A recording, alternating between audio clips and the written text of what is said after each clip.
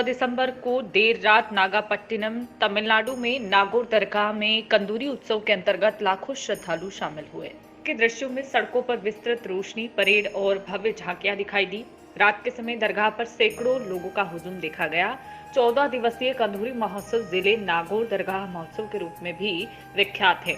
इस्लामी महीने जमथुल आगिर के दौरान संत शाहुल हामिद की मृत्यु की सालगिरह के पहले से 14वें दिन तक यह मनाया जाता है। संत हजरत सैयद शाहुल हामिद संत सूफी के 13वीं पीढ़ी के श्रद्धेय वंशज थे। उन्होंने तंजावुर के 16वीं सदी के हिंदू राजा अच्युतप्पा नायक की शारीरिक बीमारी का इलाज करने के लिए व्यापक पहचान हासिल की।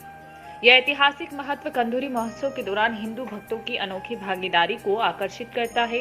त्योहार के शुरुआती दिन को एक पवित्र ध्वज फहराकर मनाया जाता है, जिसे बाद में रथों द्वारा नागौर दरगाह तक ले जाया जाता है।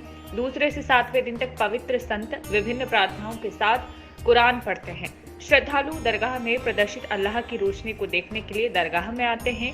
8वें दिन कंदूरी महोत्सव का आतिशबाजी प्रदर्शन इसके कई आकर्षणों में से एक है। आतिशबाजी के 2 उद्देश्य होते हैं। पहला, उत्सव के माहौल को बढ़ाना और दूसरा, ये दर्शाना कि कैसे सत्य झूठ को दूर भगाता है। जमायदुल आखिर के 9वें दिन फकीर हजरत मोहसिन ध्यान स्थल पीर मंडपम नामक स्थान पर जाते हैं। इस अवसर पर भक्त अगले 3 दिनों के लिए पवित्र उपवास शुरू करते हैं।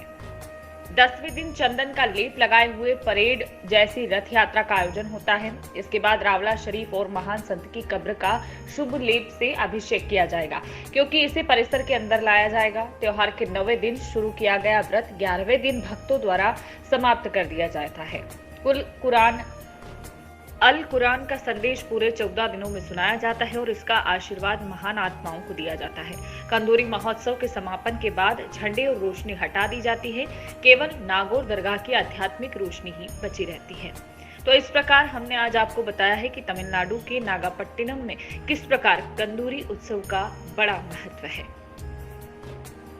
फिलहाल दीजिए इजाजत, बने रहे सिटीजन वॉइस के साथ।